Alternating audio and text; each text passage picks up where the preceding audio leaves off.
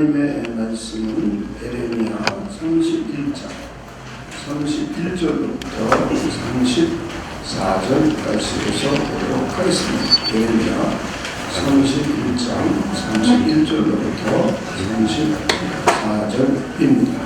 교독하도록 하겠습니다. 여호와의 말씀이니라.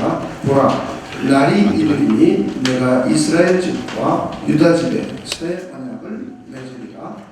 이 언약은 내가 그들의 조상들의 손을 잡고 애굽 땅에서 인도하여 내던 날에 맺은 것과 같이 아니할 것은 내가 그들의 남편이 되었어도 그들이 내 언약을 깨뜨렸습니다. 여호와의 말씀이니라. 그러나 그날 후에 내가 이스라엘 집과 맺을 언약은 이러하니 곧 내가 나의 법을 그들의 속에 두며 그들의 마음에 기록하여 나는 그들의 하나님이 되고 그들은 내 백성이 될 것이라. 여호와의 말씀이니라.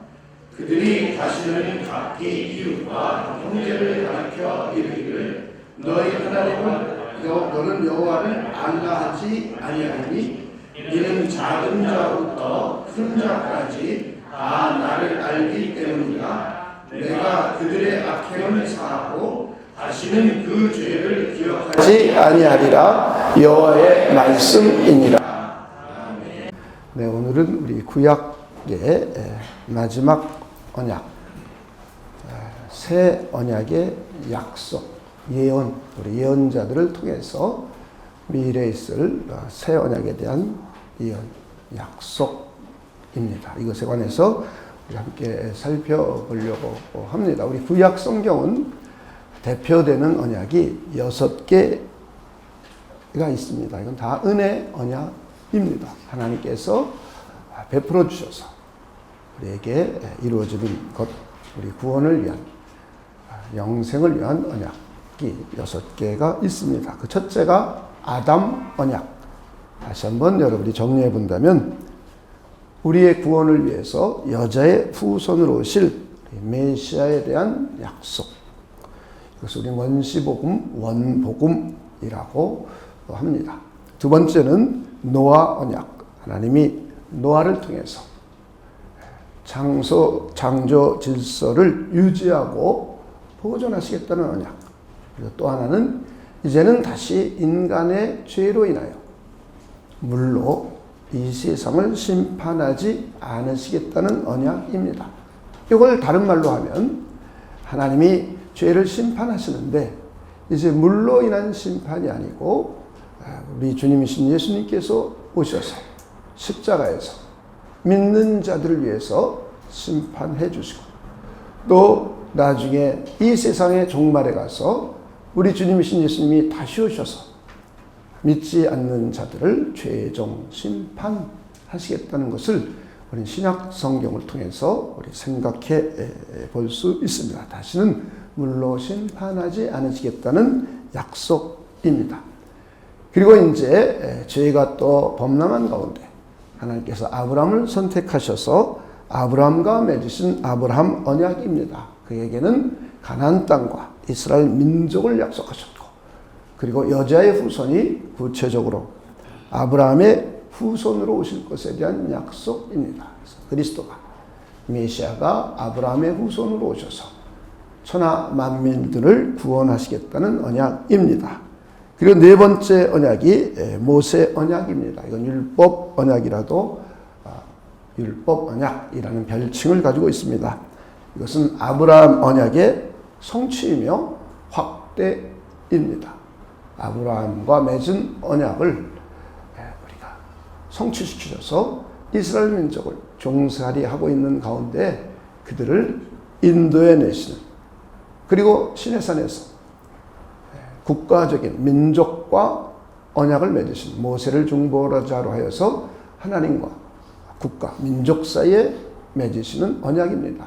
이걸로 봐서 우리는 아브라함 언약의 성취이고 그리고 아브라함 언약은 어떤 면에서 개인적으로 맺어진 것 같지만 모세 언약은 국가와 맺는 아주 확대된 언약입니다. 구속함을 받은 하나님의 백성으로 하여금 하나님의 백성답게 하나님의 뜻대로 율법에 순종하여 살라는 하나님의 요청입니다. 우리의 의무사항입니다. 율법에 순종함으로 하나님을 기쁘시게 하여서 하나님의 축복을 풍성하게 누리며 살기를 원하시는 우리 하나님의 사랑입니다. 그리고는 다섯 번째 언약이 시대가 지나서 이제 여호수아를 거쳐서 가나안 땅을 정복하고 그리고 사사들의 시대를 지난 후에 이제 왕을 세우게 되면서 우리 다윗과 언약을 맺으십니다. 다윗 왕과 세운 언약으로 아브라함의 언약이 성취되어서 큰 민족을 이루고 이제 가나안 땅을 차지한 이스라엘 민족을 다윗 왕조를 통하여서 하나님의 신정 국가를 통치하시겠다는 언약입니다. 그리고 메시아가 다윗의 자손으로 오시어 영원한 메시아 왕국을 건설하고 세울 것에 대한 약속입니다. 그리고 이제 이 왕정 국가가 하나님의 율법을 자꾸 어김으로 해서 모세 언약을 자꾸 파기합니다. 이에 따라서 하나님께서는 선지자들을 보내서 회개하고 돌아오라는 메시지를 끊임없이 보내십니다. 여러분이 요즘 이제 선지서를 읽으니까 이런 설교가 이해가 될 것이고 또 여러분이 이 설교를 잘 이해하고 선지서들을 읽으면 성경이 바르게 잘 이해될 것입니다. 여러분들이 선지서를 읽으면서 이제 많은 이해와 공감을 갖게 됩니다. 새 언약에 대한 예언입니다. 새 언약에 대한 약속입니다. 에레미야나 이사야 그리고 에스겔 같은 그리고 요즘 여러분이 읽는 오늘 읽는 구절 이런 데 보면 이제 선지자들을 통해서 메시아가 새 언약의 중보자로 오시어 옛 언약을 통치적으로 통합적으로 성취하시겠다는 약속입니다. 이것이 구약의 대표되는 은혜 언약 6가지입니다.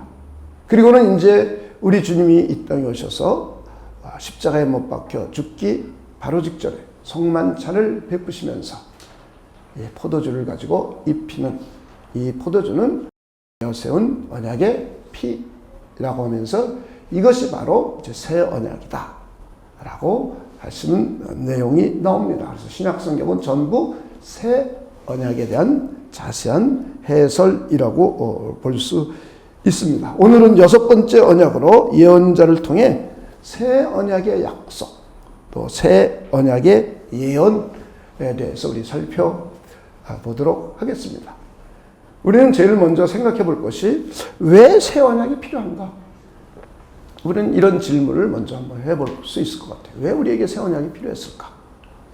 또 하나는 이제 새 언약에서 예언을 했다 그러는데 7가지 새 언약에서 하신 예언 이렇게 한번 살펴보도록 하겠습니다. 첫 번째로 왜 우리에게는 새 언약이 필요한가? 아브라함 언약과 다윗 언약은 특별히 하나님의 약속이 강조된 언약입니다. 그리고 하나님이 주도하셔서 약속을 했습니다. 그런데 왜 새로운 언약이 필요할까? 하나님은 전능자이시고 하나님은 신실하신 분이고 하나님은 못할 일이 없으신 분인데 그분이 주도하셔서 그분의 주권적인 행위에 의해서 인간과 이스라엘 민족과 아브라함과 맺었고 그리고 다윗과 약속을 했습니다. 그런데 하나님이 이 약속을 파기했는가? 그러면은 이 옛 언약이 필요 없지 않은가? 하나님은 언약을 신실하게 지키시는 분인데 왜 새 언약이 필요할까? 그런데 성경은 새 언약에 대한 예언을 해주시고 그리고 실제로 예수께서 오셔서 새 언약을 맺었다고 말씀하고 있습니다. 그렇다면 우리는 이전에 맺은 옛 언약들이 취약하다던가 또는 불충분한 것을 우리가 알 수 있어요. 충분치 않은 것, 뭔지 좀 취약함, 뭔지 모르는 불충분성이 있지 않을까. 물론 옛 언약들은 하나님의 언약입니다. 그리고 특별히 모세 언약, 율법은 하나님의 법입니다. 그래서 하나님의 법으로서 완전한 법입니다. 의로운 법입니다. 거룩한 법입니다. 신령한 법입니다. 그리고 하나님의 뜻을 이루어가는 법입니다. 그럼에도 불구하고 옛 언약을 가지고는 우리가 구원이 좀 문제가 발생함을 우리 엿볼 수가 있습니다. 그래서 여기에 대해서 우리 한번 생각해 보려고 합니다. 우리는 이사야서에 보면 하나님의 백성들이 너희들이 내 영원한 언약을 깨뜨렸다. 그래서 내가 너희들을 이렇게 징치한다 라고 말씀하고 있어요. 여러분들도 지금 예언서들을 쭉 보니까 예언자들이 이스라엘 민족을 향하여 너희들 회개하고 하나님께로 돌아와라. 너희들 이방신을 섬기고 우상을 섬기고 하나님의 율법을, 모세와 언약했던 율법을 지키지 않는 그들을 향해서 하나님의 선지자들이 계속 나와서 그들을 향하여 외치는 외침의 소리입니다. 회개하고 하나님께로 돌아와라. 하나님께로 돌아와라. 특별히 북이스라엘은 분열되자마자 다윗 왕조에서 끊어져 나간 것뿐만 아니라 분열되자마자 베델과 단에 금송아지를 만들어 놓고 이것이 하나님이다 그랬어요. 그리고 주변의 종교들을 받아들여서 종교 혼합주의까지 됐습니다. 오늘날과도 비슷해요. 오늘날에도 우리가 하나님 없다 혹은 하나님 외에 다른 신들을 섬기는 수많은 사상들이 있습니다.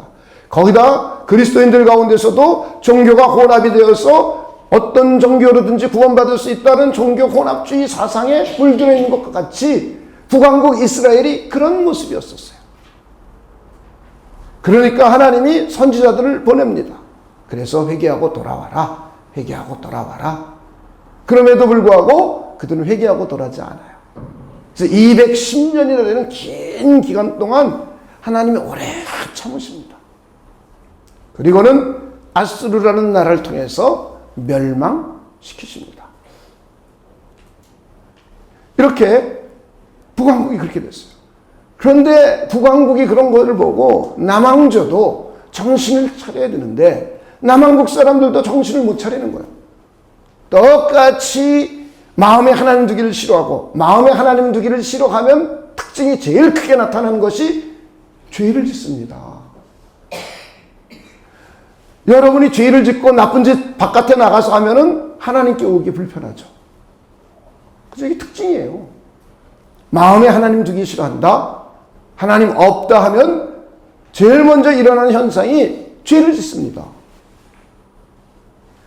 그거는 오늘날 우리도 마찬가지고 구약시대 사람들도 마찬가지예요. 이스라엘 민족이 그놈을 보고도 남유다가 똑같은 행위를 하는 겁니다. 하나님 마음에 두기 싫어하고 하나님께 영광 안 돌리고 하나님을 사랑 안 하고 자꾸 이방신들을 섬겨요. 하나님이 제일 싫어하는 일을 골라서 하고 있어요. 그러니까 하나님이 그때마다 예언자들 보내요. 예언자들 보내서 회개하고 돌아와라. 회개하러 돌아와라. 여러 가지 비유를 씁니다. 그래서 하나님과 이스라엘 민족 사이는 부부예요. 결혼한 사이요. 그런데 신부가 자꾸 바람을 핀다. 돌아와라. 너 바람 피고 있으니. 여러 가지 다양한 표현을 통해서 돌아오도록 하나님 품으로 돌아오도록 합니다. 그럼에도 불구하고 이스라엘 민족이 돌아오지 않아요. 수십 년 동안 하나님께서 기다리시다가 드디어 바벨론을 통해서 그들을 징치하심으로 해서 유다 왕국도 무너져 내리게 됩니다. 자, 여기에 대한 예언들을 우리가 한번 이사야서 24장 한번 5절만 간단히 보도록 하겠습니다. 24장 5절입니다. 땅이 또한 그 주민 안에서 더럽게 되었으니 이는 그들이, 그 다음에 읽어봅시다. 시작. 율법을 범하며 율례를 어기고 영원한 언약을 깨뜨렸음이라. 그러니까 이스라엘 민족이 하나님이 언약을 깨뜨린 것이 아니라 하나님은 신실하신 분이기에 언약을 반드시 지키시는 분이에요. 더욱이 그분이 자기가 주도하시고 자기가 주권적으로 언약을 맺으셨어요. 그래서 하나님은 언약을 파기하거나 깨뜨리는 분이 아닙니다. 그래서 이 언약은 영원한 거예요. 영원한 거. 그 반면에 이스라엘 민족들이 언약을 깨뜨렸어요. 파기해버렸어요. 모세 언약을 파기해버렸어요. 그래서 너희들 저주받고 너희들 포로로 가게 되고 너희들 망하게 된다라고 말씀을 하십니다. 자, 이렇게 하나님의 언약이 영원함에도 불구하고 깨뜨렸다. 누가 깨뜨렸느냐? 하나님의 옛 언약 백성들이 깨뜨렸다는 거예요. 깨뜨렸다는 말은 파기했다, 취소했다 이런 말이에요. 그럼 우리는 옛 언약이 실패한 건가? 옛 언약이 파기된 것이 아닌가? 그리고 옛 언약이 취소된 것이 아닌가? 이런 우리 질문을 갖게 돼요. 그리고 실제로 역사 속에서 바벨론으로 포로로 잡혀감으로 해서 하나님의 나라가 망해버렸습니다. 다윗과 맺은 하나님의 영원한 나라, 신정국가의 영원한 나라가 망해버렸어요. 그러니 이 옛 언약에는 약점이 무엇이 있지 않는가? 우리 생각해 볼 수 있습니다. 그리고는 다윗 언약이 있음에도 불구하고 다윗 왕조가 완전히 망해버렸습니다. 어떻게 하나님의 나라가 망할 수 있는가? 어떻게 하나님의 백성이 망할 수 있단 말인가? 하는 질문입니다. 그리고 실제로 예언자들이 나와서 너희들 회개하고 돌아오자면 망한다라고 예언할 때 거짓 예언자들은 주변에 나와서 우리는 하나님의 나라이기 때문에 절대로 망하지 않습니다. 이런 조언을 해요. 그래서 참 선지자들을 죽입니다. 막 잡아다가. 이것이 실제 역사 속에서 이루어졌던 일입니다. 그래서 예언자들을 통해서 새로운 언약에 필요하게 되었어요. 그래서 새로운 언약에서 이루어질 것을 이제 예언하고 약속하고 계십니다. 옛 언약은 특별히 모세 언약은 국가적 언약입니다. 하나님의 백성으로서의 이스라엘. 그리고 다윗 언약은 다윗 집에 맺은 왕조 언약입니다. 왕조가 지속될 것이고 하나님의 나라 신정국가가 지속될 것이다. 이런 국가적 언약이고 왕조 언약이에요. 그런데 이것이 실패가 된 거죠. 망했으니까. 그래서 새 언약은 이 실패를 극복하고 완전한 실현을 위한 새로운 언약의 필요성이 요구됩니다. 그래서 우리는 새 언약의 필요성에 의해서 이제 새 언약에 대한 예언, 새 언약에 대한 약속이 있음을 생각해 볼 수 있습니다. 그렇다면 옛 언약의 무엇이 결함인가? 무엇이 문제인가? 분명히 옛 언약은 하나님의 언약이고 하나님의 법이고 하나님의 뜻이기 때문에 절대로 뭔지 의롭지 못하거나 거룩하지 못하거나 진리가 아니거나 신령하지 않을 수가 없는 법이에요. 하나님은 그 속성 자체가 변하시는 분이 아니죠. 하나님은 거룩하고 의롭고 사랑이시고 그리고 그분은 진리이시고 그분은 신실하신 분인데 그분이 맺은 언약이 우리를 구원해 주시겠다는 구원의 언약이 그럼 과연 신실하지 않은가? 과연 그것이 거룩하지 않은가? 과연 그것이 하나님의 사랑이 없는 것인가? 우리 이런 많은 질문을 볼 수 있습니다. 이것이 우리는 치유되고 회복이 되어야 됩니다. 자, 무엇이 문제였는가? 그 문제는 바로 백성의 불순종이 문제가 됩니다. 하나님이 언약을 깨뜨린 것이 아니라 백성들의 불순종이 문제가 되었습니다. 그렇다면 새 언약에는 바로 이 부분이 회복되어야 돼요. 이 부분이 치유되어야 돼요. 이 부분이 갱신이 되어야 됩니다. 우리 옛 언약을 우리 한번 모세 언약에서 다시 한번 우리 생각해 보면 하나님이 시내산에서 강림하셔서 모세를 부르셨어요. 그리고 모세에게 말씀하셨어요. 너희들 내가 독수리같이 업어서 너희들을 이곳으로 인도하는 것 보지 않았니?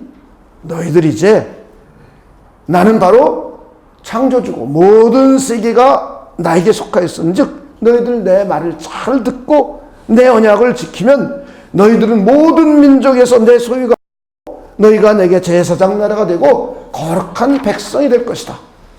이렇게 말했습니다. 너는 이 말을 이스라엘에게 자손에게 전하라 그랬어요. 그랬더니 모세가 내려와서 백성들을 불러 모아놓고 이 모든 말씀을 그들에게 설명했습니다. 그랬더니 이들이 내가 이 명령하신 대로 우리가 다 준행하리이다 하고 이들이 일제히 백성들이 대답하여는 장면이 나옵니다. 이렇게 하나님의 부르심에 하나님이 그들에게 내려주신 언약을 백성 전체가 일제히 응답하여서 여호와께서 명령하신 대로 우리가 다 행하리이다 라고 하면서 의무사항이 하나님의 백성들에게 실행사항이 있게 됨을 우리 보게 됩니다. 우리 한번 출애굽기 19장 4절로부터 8절까지를 우리 간략하게 한번 찾아서 읽어보도록 하겠습니다. 내가 애굽 사람에게 어떻게 행하였음과 내가 어떻게 독수리 날개로 너희를 업어 내게로 인도하였음을 너희가 보았느니라. 세계가 다 내게 속하였나니 너희가 내 말을 잘 듣고 내 언약을 지키면 너희는 모든 민족 중에서 내 소유가 되겠고 너희가 내게 대하여 제사장 나라가 되며 거룩한 백성이 되리라. 너는 이 말을 이스라엘 자손에게 전할지어다. 모세가 내려와서 백성의 장로들을 불러 여호와께서 자기에게 명령하신 그 모든 말씀을 그들 앞에 진술하니 백성이 일제히 응답하여 이르되. 자, 한번 읽읍시다. 시작. 여호와께서 명령하신 대로 우리가 다 행하리이다. 모세가 백성의 말을 여호와께 전하니. 그래서 이제 십계명도 주시고 하나님의 법들도 주시면서 언약식을 거행하는 내용입니다. 옛 언약은 시행의 의무사항, 준수사항이 하나님께 있지 않고 백성에게 있습니다. 이게 죄악성이에요. 그래서 하나님의 백성들이 역사 속에서 하나님의 언약들을 백성들이 자꾸 파기하는 거예요. 그러면 새 언약은 이게 보완이 돼야 돼요. 이게 보완이 되지 않으면 새 언약 백성들도 구원받기가 어려운 거예요. 이걸 우리는 잘 이해하셔야 됩니다. 새 언약엔 의무사항이 의무의 시행에 대한 책임이 우리들에게 있는 것이 아니라 하나님께 있어요. 즉 하나님께서 예수 그리스도를 이 땅에 보내시어서 그분으로 하여금 하나님의 뜻에 순종하여서 율법을 지키시고 하나님의 의의 만족을 위하여 십자가의 죽으심으로 하나님의 의를 다 이루셨어요. 그래서 예수님은 세례요한에게 세례받을 때도 세례요한이 그럽니다. 아니 제가 세례를 받아야죠. 어떻게 당신께서 나에게 세례받습니까? 그러니까 다 속히 행하라. 하나님의 의를 이루어야 된다는 거예요. 하나님의 아들이신 예수님이 이 땅에 사람으로 오셔서 율법 아래 태어나셨어요. 그래서 율법 아래 태어나셔서 율법의 의무를 시행해야 할, 율법을 시행해야 할 의무 아래 우리 주님이신 예수님이 태어나신 거예요. 우리가 똑같은 사람으로. 그러셔서 우리가 못 지키는 율법들을 우리 주님께서 다 지켜주신 거예요. 다 시행해 주셨어요. 하나님의 성령의 능력을 힘입어서 다 시행해 주셨어요. 우리 주님이신 예수님의 신성은 못 지킬 게 없죠. 그죠? 우리 주님의 신성은 하나님이시기에 하나님의 법을 못 지킬 수가 없어요. 그분은 자기가 직접 법을 만드신 분이에요. 그런데 우리 주님이신 예수님은 신성만 있는 것이 아니라 인성도 동시에 갖고 계세요. 그래서 인성, 우리가 똑같은 인간이에요. 다만 죄만 없는 거예요. 하나님의 성령의 충만함을 힘입어서 이 땅에 태어났기 때문에 다만 죄만 없는 거예요. 우리가 똑같은 생육법칙으로 태어나지 않았기 때문에 죄만 없는 거예요. 죄 없으신 그분이 하나님의 하나님의 성령의 능력을 힘입어서 그분의 인성조차도 죄를 하나도 안 지키고 율법의 의무를 다 시행하시고 하나님의 뜻을 100% 다 순종하셨어요. 할렐루야. 하나님이 그분에게 그 일을 시행할 의무를 주신 거예요. 우리가 못 지키는 거. 여러분 이걸 잘 이해하셔야 돼요. 이걸 이해해야 우리가 구원이 어떻게 이루어지고 우리는 구원에서 안 떨어져 나가고 하나님께 우리가 끝끝내 구원을 완성시킬 것. 이게 이해가 돼요. 이 부분을 여러분들이 잘 이해해 주시기를 주님의 이름으로 축원을 드립니다. 그래서 우리 주님은 율법 아래 태어나신 거예요. 그리고 우리 주님은 다 순종하셨어요. 하나님이 당신의 아들을 이 세상에 보내서 육신이 연약하여서 율법으로 할 수 없는 그것을 하나님이 하셨어요. 당신의 아들에게 순종하시고 이 세상의 율법을 지키고 순종하시고 그리고 율법을 따라서 십자가에 죽으심까지 순종하셨어요. 그곳에 우리의 죄를 다 그곳에 정하시고 그곳에다 심판해 버리셨어요. 그래서 하나님의 의를 다 이루셨어요. 하나님의 의를 만족시키셨어요. 그리고는 하나님의 성령을 보내주셔서 성령의 생각을 따라서 우리는 살게 된 사람들이 할렐루야. 이렇게 옛 언약이 부족한 부분들을 새 언약에서는 치유하시고 갱신하셔서 새 언약이 이루어지게 됩니다. 한번 우리 주님이 그러셨는지 한번 우리 살펴보도록 하겠습니다. 자, 갈라디아서 4장 4절 5절입니다. 때가 차면 하나님이 그 아들을 보내사 여자에게 나게 하시고 그 다음 읽어봅시다. 시작. 율법 아래에 나게 하신 것은 율법 아래에 있는 자들을 속량하시고 우리로 아들의 명분을 얻게 하려 하심이라. 할렐루야.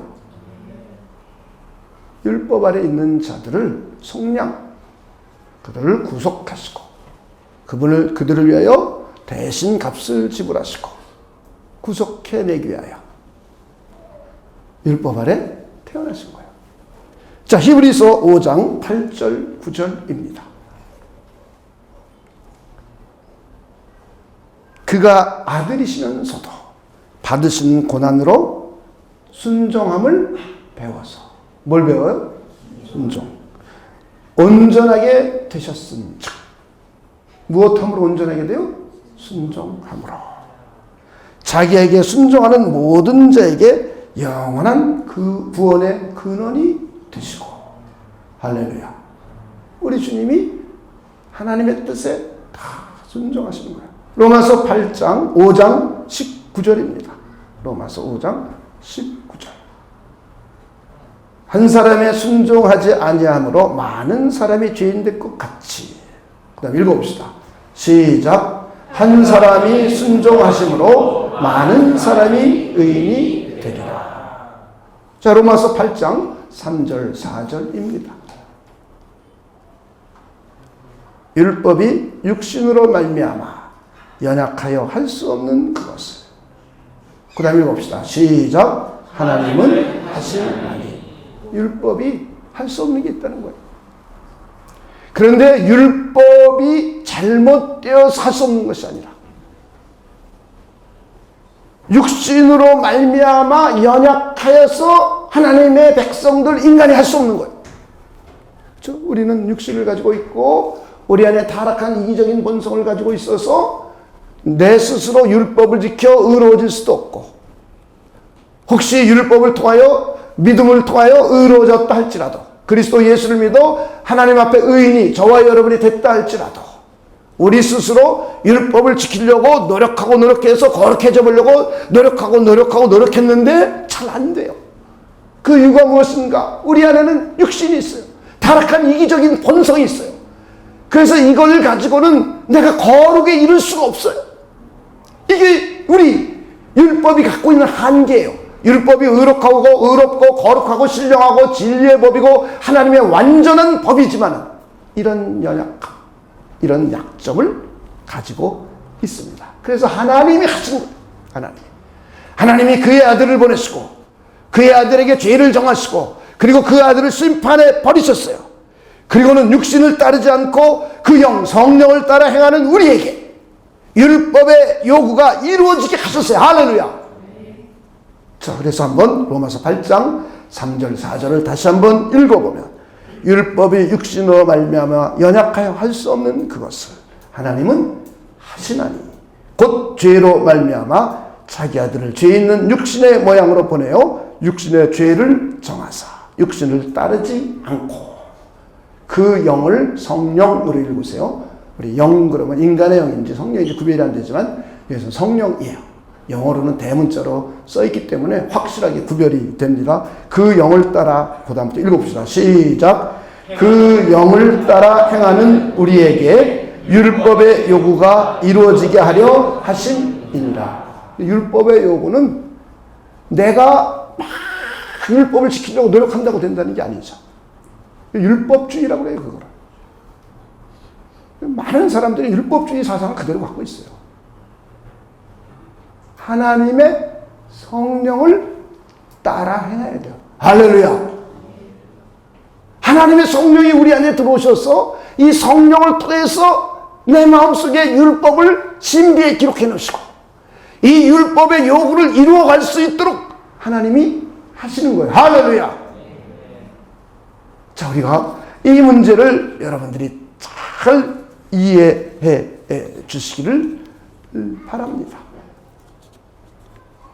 이렇게 옛 언약이 가지고 있는 약점, 이것을 갱신하고 옛 언약으로 인해서 이루어지지 않는 것을 회복시키고 치유시키는 것이 바로 새 언약입니다.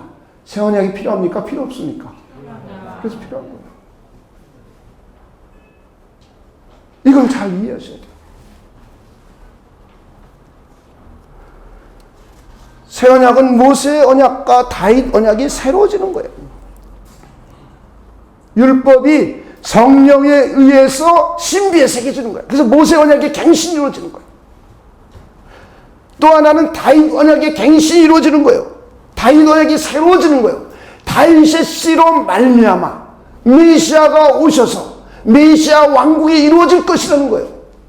자, 우리 한번 찾아보도록 하겠습니다. 오늘 읽었던 본문입니다. 예레미야서 31장 33절입니다. 그러나 그날 후에 내가 이스라엘 집과 맺을 언약은 이러하니 곧 내가 하나님이 나의 법을 그들의 손에 두며 그들의 마음에 기록하여. 어디에 기록해요? 마음. 신비에 기록할 것. 나는 그들의 하나님이 되고 그들은 내 백성이 되리라. 여호와의 말씀이니라. 모세 언약, 율법 언약의 내적인 갱신이 이루어지는 거예요. 성령이 우리 신비에 기록을 하시는 거예요. 하나님의 성령이 내 안에 들어오셔서 이제는 내 심령 가운데, 내 신비 안에 하나님의 법들을 기록하셔서 이 성령께서 이끌어 주셔서 하나님의 이 율법들을 자연스럽게 지켜가게 하시고 그리고 하나님을 자연스럽게 아는 거예요. 여러분, 하나님 알아요? 몰라요? 거듭나면 하나님 다 알아요. 뭐 하나님 알라고 좀 구체적으로 잘 알지는 못하죠. 그러나 여러분들이 거듭나면 하나님의 말씀을, 성경을 자꾸 읽다 보면 하나님에 관한 지식, 참 지식을 점점 다 많이 알아가게 됩니다. 그렇죠? 그러나 하나님 자체를 여러분 모르질 않아요. 예수 그리스도를 모르지 않아요. 그렇죠? 하나님과 예수 그리스도를 우리 다 알게 돼 있어요. 알아야 우리는 영생을 얻습니까? 그런데 하나님의 성령이 내 안에 들어오셨기 때문에 알게 돼요. 알게 돼. 모르는 게 이상한 거예요. 그러나 옛 언약 백성들은 그들의 심령 가운데 성령에 의해서 율법이 기록되지 않고 돌비에 기록해놨어요. 외적이에요. 그래서 이것을 내가 믿어야 되는데 안 믿으면 우리가 그걸 따라 행할 수가 없죠. 이게 한계예요, 한계. 이게 언약의 한계예요. 그런데 하나님은 이제 새 언약은 그 문제를 해결하시기 위하여 우리 안에 하나님의 성령을 보내주시고 이 하나님의 성령을 통하여 우리 신비 가운데 하나님의 말씀들, 하나님의 율법들을 기록하게 하셨다는 거. 할렐루야. 굉장한 차이죠. 그렇죠? 그래서 우리는 성령을 쫓아 신앙생활을 하는 거예요. 성령을 쫓아 신앙생활을 하지 않으면 거듭났어도 성숙한 신앙인이 될 수가 없어요. 거룩하게 점점 이루어가는 신앙인이 되기가 좀 어려워요. 그래서 하나님의 성령을 쫓아서 부활하신 그리스도를 따라 사는 삶, 이 그리스도인의 삶이에요. 저는 여러분들이 그런 분들 되시길 주님의 이름으로 축원을 드립니다. 이렇게 모세 언약의 갱신이 이루어졌고 그리고는 다윗 언약의 갱신이 이루어집니다. 자, 이사야서 9장 6절 7절입니다.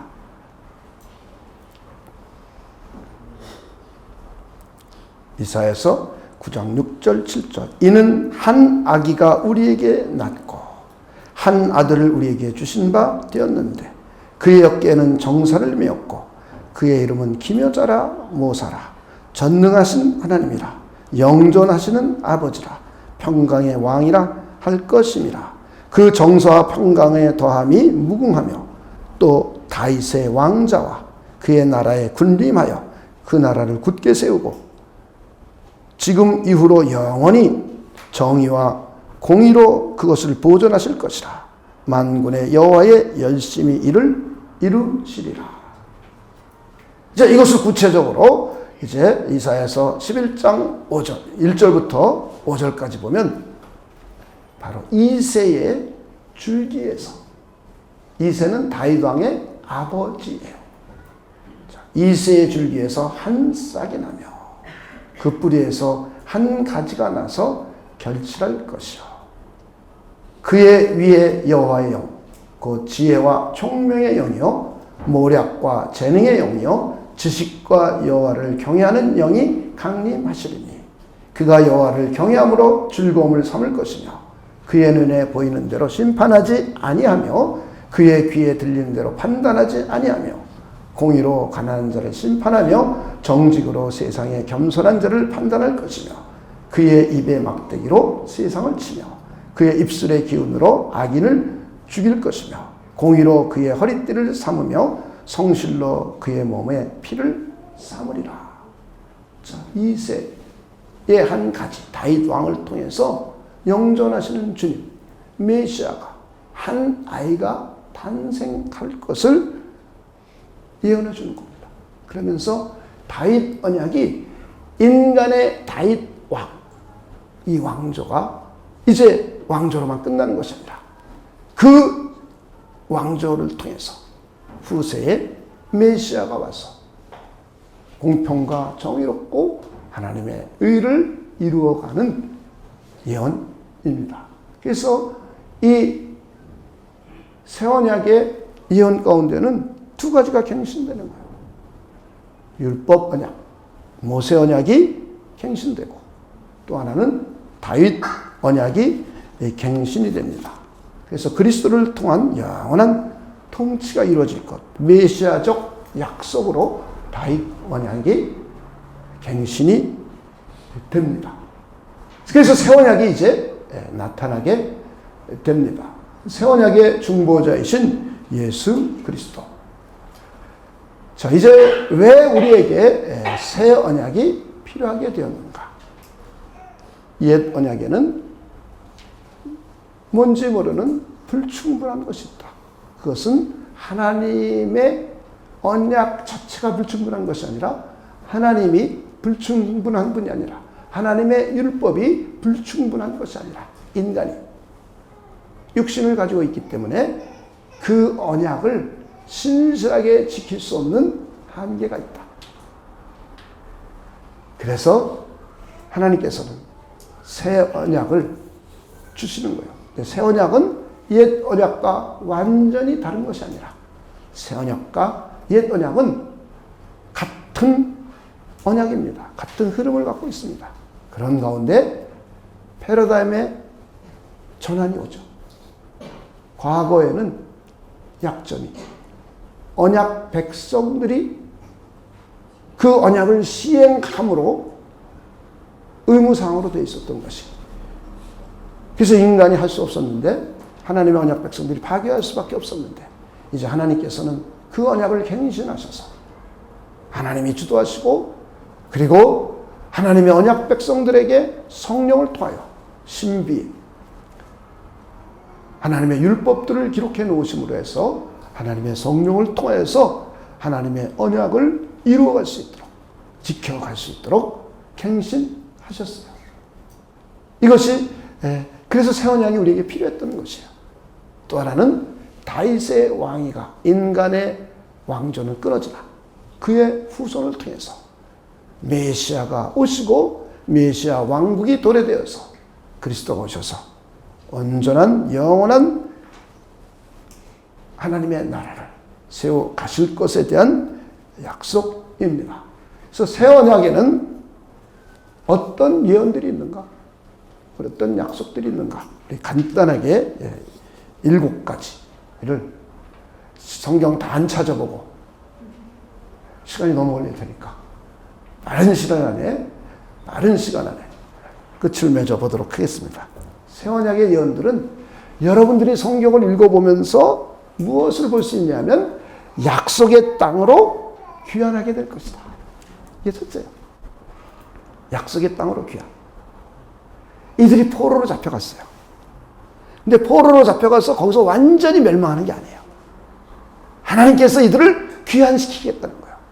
근데 성경을 여러분이 에스겔서 같은 데 보니까 하나님이 예루살렘 성전에서 떠나서 나가셔서 하나님의 백성들과 함께 바벨론으로 가신 걸 우리가 볼 수 있어요.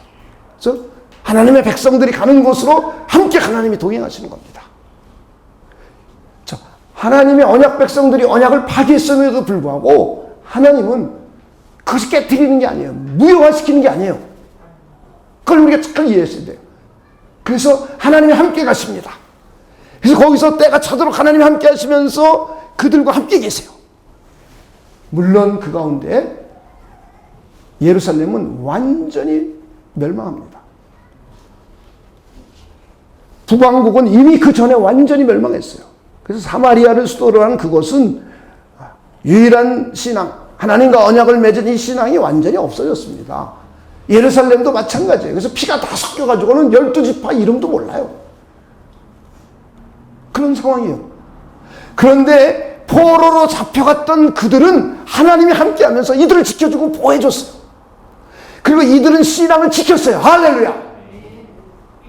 이게 잘 이해가 돼야 돼요. 그리고는 하나님을 이들을 다시 예루살렘으로 데려오세요. 귀환하게 될 것이요. 자, 이것이 새 언약의 정확한 시작점은 아니지만 새 언약에 약속하셔서 예비적인 시작이라고 볼 수 있어요. 우리 새 언약의 시작은 예수님께서 성만찬을 하면서 제정하지만 실제로는 예수님의 십자가에 죽은 후에 새 언약이 발효가 되는 겁니다. 시행이 되는 겁니다. 그죠? 그런데 이미 몇백 년 전부터 이스라엘 민족을 회복시키겠다 하면서 새 언약의 예비적인 시작이에요. 이것을 먼저 약속하셨어요. 이걸 예언하셨어요. 그리고는 이들을 언약의 땅으로 다시 데리고 오셔서 이들을 하나님 축복하실 것이다. 축복을 회복시킬 것이다. 평화의 언약을 맺고 수많은 복과 은혜를 주실 것이다. 이 예언이에요. 그래서 이 약속을 따라서 이스라엘 민족들은 다시 돌아오게 됩니다. 그리고는 옛 언약들이 전부 다 성취될 것이다. 옛 언약이 없어지는 것이 아니라 옛 언약이 성취될 것이다. 새 언약을 통해서 예수 그리스도께서 모세의 율법 하나님의 뜻을 다 순종하심으로 해서 우리는 그리스도께서 이루어 놓으신 공로를 힘입고 덧입어서 율법의 요구를 이루게 되었어요. 여러분 그렇습니까? 우리 주님께서 순종하시고 우리 주님께서 내가 받을 심판을 대신 받아주셨다는 것을 그 공로를 우리는 힘입고 덧입는 거예요. 할렐루야. 그래서 우리는 의로워진 거예요. 의로워진 저와 여러분도 이제 내 안에 계신 성령을 통하여 나의 신비에 기록된 율법들을 성령을 통해서 쫓아 행해가며 지켜가는 거예요. 할렐루야. 그러면서 율법의 요구를 이루어가는 거예요. 할렐루야. 이렇게 옛 언약이 다 성취될 것이다. 그리고는 성령의 역사가 나타나게 될 것이다. 성령이 우리 안에 들어오셔서 이제 그 성령을 통해서 율법의 요구를 이루어가고 내 마음을 갱신하고 내 마음을 부드럽게 하고 내 마음을 착하게 하고 그래서 하나님의 율법들을 받아들이고 그리고 내 마음이 부드러워져서 하나님을 경외하고 존중하고 하나님의 뜻을 즐거워하고 행복해하고 그러면서 하나님의 뜻을 알게 되고 하나님의 성령을 통하여 쫓아 순종하게 될 것이라는 거야. 할렐루야. 대단한 차이예요. 사람들이 예수 믿고 나서도 옛날 사람처럼 신앙생활해요. 구약 사람들처럼. 대부분의 그리스도인들이. 그래서 이걸 성경은 어린이라고 그랬잖아요. 어린이. 젖 먹는 자, 어린이. 이라고 그랬어요. 실제로 이 성경에 기록된 시절에도 그런 사람이 꽤 많았어요. 그렇다고 율법주의자는 아닐지라도 이들이 신앙이 어린 거예요. 그래서 하나님의 성령에 의해서 자유함이 없어요. 오히려 율법에 억압돼요. 오늘날에도 많은 그리스도인이 그러고 있어요. 그러고도 뭔지 몰라요. 또 왜 그런지조차도. 성경에 대한 이해가 없기 때문에 그런 거예요. 하나님의 성령께서 우리를 자유롭게 해방시켜 주셨어요. 율법을 가지고 의로워지려는 것으로부터 자유로워진 거예요. 율법을 가지고 거룩해지려는 것으로부터 자유로워진 거예요. 우리는 그리스도 예수 안에서 생명을 주는 성령의 법에 의해서 우린 그리스도를 믿음으로 해서 율법으로 자유로워진 것이 아니라 바로 믿음으로 해서 율법으로 의로워지는 것으로부터 자유로워진 거예요. 하나님의 성령을 통하여 율법의 요구를 이루어감으로 해서 율법을 통하여 거룩해지려는 것으로부터 자유로워진 거예요. 그리고 내 안에 계신 성령을 통하여 율법의 요구를 이루어가는 사람들이에요. 자유로우면서도 기꺼이 즐겁게 율법을 이루어가는 사람들. 할렐루야. 이게 참된 그리스도네요. 성숙한 그리스도인이에요. 여러분 이걸 잘 이해해 주시기를 바랍니다. 그 새 언약에 대한 예언 또 한 가지, 다섯 번째는 죄를 완전히 용서받게 되는 거예요. 할렐루야. 오늘 에레미야서 31장 34절 본문에도 기록하고 있습니다. 그들이 다시는 각기 이웃과 형제를 가리켜 이르기를 너는 여호와를 알라 하지 아니하리니 이는 작은 자로부터 큰 자까지 다 나를 알기 때문이라. 그 다음 읽어봅시다. 시작. 내가 그들의 악행을 사하고 다시는 그 죄를 기억하지 아니하리라. 여호와의 말씀이니라. 구약시대의 옛 언약 백성들은 실제로 죄가 없어지는 게 아닙니다. pass over. 간과하는 거예요, 죄를. 하나님이. 그들은 예수님이 오셔서 그분이 십자가에 피 흘리셔야만 실제로 죄가 완전히 없어지는 거예요. 양을 잡고 하는 데는 실제로 죄가 없어지지 않아요. 그냥 넘어가신 거예요. 아직 심판을 하지 않고 보류하고 넘어가신 거예요. 간과하신 거예요. 패싱 오버예요. 신약시대 새언약 백성들은 예수님의 십자가의 피로 구속고 죄사함을 다 받았어요. 할렐루야. 이게 달라진 거예요. 여러분 예수님의 피로 죄 용서 받으셨습니까? 우리는 죄 용서 받은 사람이에요. 죄에 대한 형벌을 우리는 다시 받지 않아요. 사망에서 우리는 생명으로 옮겼어요. 심판에서 생명으로 우리는 옮긴 자들이에요. 할렐루야. 그리고는 이제 이스라엘과 유다가 하나가 돼요. 이거 교회를 말하고 있는 거예요. 이 부분은 나중에 제가 2부 예배 때 좀 설명을 드리도록 하겠어요. 세대주의자들과 우리 정통 기독교인들의 차이예요. 세대주의자들은 이것이 문자적으로 이루어지기를 원하고 있죠. 그렇게 믿고 있죠. 그래서 종말에 가서 유다와 이스라엘 12지파가 다 회복될 것이다. 그래서 세대주의적 종말론은 그렇게 말해요. 그래서 이런 것을 이용해서 신천지 같은 데서는 12지파의 이름을 구약지파로 명명하는 거예요. 이스라엘이 회복돼야 된다. 다시 성전이 재건돼야 된다. 이런 걸 문자적으로 이해하는 거예요. 그들은. 그런데 실제로 예수님이 새 언약을 맺을 때에는 이스라엘 지파가 없었어요. 유다 지파도 없었어요. 오직 유대인들만 있었어요. 실제로 역사 속에서. 그래서 사도들은 이것을 바로 그리스도 안에서 이방인과 유대인들이 하나 되는 교회 공동체를 말하고 있는 거예요. 교회 공동체 하나 됩니다. 그래서 하나님의 새로운 공동체, 하나님의 새로운 언약 공동체인 교회를 말하고 있는 것입니다. 우리 이걸 잘 이해해 주셔야 돼요. 예수님의 제자들은 다 그렇게 설명하셨어요. 그리고 이 언약은 영원한 언약이에요.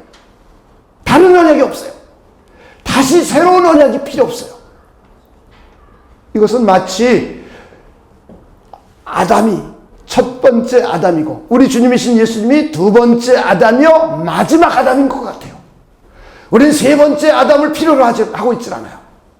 우리 주님이신 예수님께서 하나님의 뜻을 따라서 전부 순종하셨고 율법의 의를 다 이루어 놓으셨기 때문에 우리 새로운 아담이 필요 없어요. 그죠? 통일교 같은 경우는 자기가 세 번째 아담이라고 해요. 이런 것들이 이게 잘 성경을 모르면 그런 얘기예요. 또 다른 구원자가 있을 거란 얘기를 해요. 예수 외에 다른 구원자는 없어요.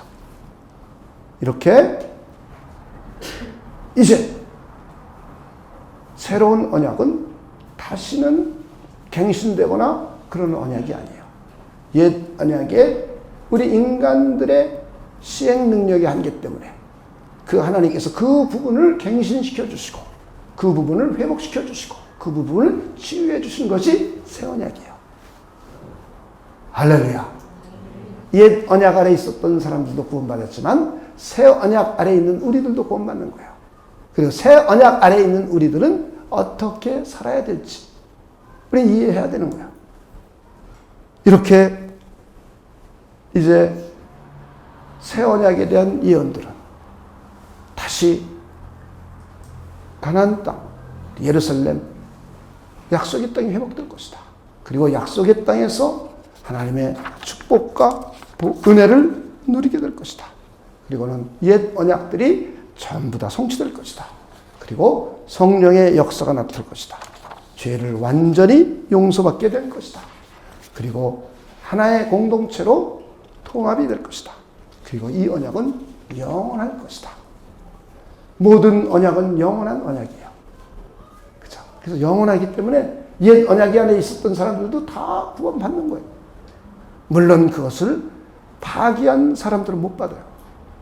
깨트린 사람들은 못 받아요. 그러나 그 언약 안에 있었던 대부분의 사람은 받는 거예요. 그래서 구약 백성들이라고 다 구원받는 게 아니에요. 그죠? 성경을 보면 구약 백성들 가운데 구원 못 받는 사람들의 이야기도 나오죠. 뭐 왕을 예를 들면 사울왕, 다윗왕 대표적으로 예를 들어볼 수 있어요. 교회에 나온다고 해서 다 구원받는 게 아니에요. 그죠? 언약 백성이라는 것이 우리가 명목상 그리스도인은 구원 못 받죠. 실질적인 그리스도예요. 유럽이 과거에 기독교 국가였어요. 전 국민이 다 구원받는 거 아니에요. 실제로 거듭나는 사람들, 그들만 구원받는 거예요. 교회도 마찬가지죠. 교회에 와 있어도 이 가운데 거듭난 사람들만 구원받는 거예요. 다 받는 게 아니에요. 자, 우리는 이런 것들을 여러분들이 잘 이해해 주시기 바랍니다. 그리고 아담 언약, 여자의 후손으로 오실 그 언약이 성취된 것이고, 노아 언약, 다시는 물로 심판하지 않음이 성취된 것이고, 아브라함과 맺은 언약, 내 씨로 말미암아 천하 만민이 복을 받게 될 것, 아브라함으로 후손으로 오신 그리스도, 아브라함의 언약이 성취된 것이고, 그리고는 모세 언약, 예수께서 율법을 지켜야 할 의무 아래 오시고 예수께서 순종하시고 율법이 할 수 없는 것을 하심으로 해서 모세 언약이 성취된 것이고, 다윗의 자손으로 오셔서 다윗 언약이 성취된 것이고, 새 언약의 예언들이 새 언약의 중보자이신 그리스도가 오심으로 해서 성취가 된 것입니다. 그래서 우리는 신구약 성경 전체는 하나님의 은혜 언약의 책이며 저와 여러분을 구원해 주시는 생명의 책이며 하나님이 하나님 되시고 우리가 그의 백성 되는 언약의 책입니다. 하나님이 하나님 되시고 우리는 그의 백성입니다.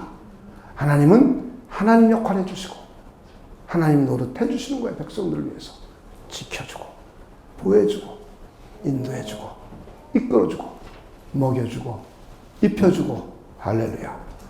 이것이 언약의 축복입니다. 우리는 다 이 언약 안에 있는 사람들입니다. 기도하겠습니다. 하나님 감사합니다.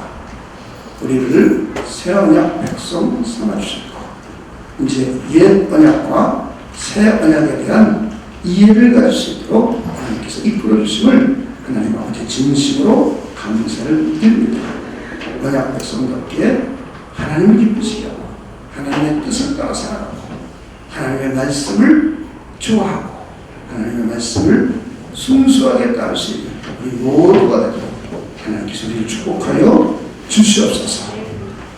영원한 구원의 복뿐만 아니라 이 땅의 환경의 복들도 환경으로부터 구원해 주시는 위대한 하나님의 복들도 이 땅에서 누리는 우리 모두가 되도록 하나님 역사하여 주시옵소서.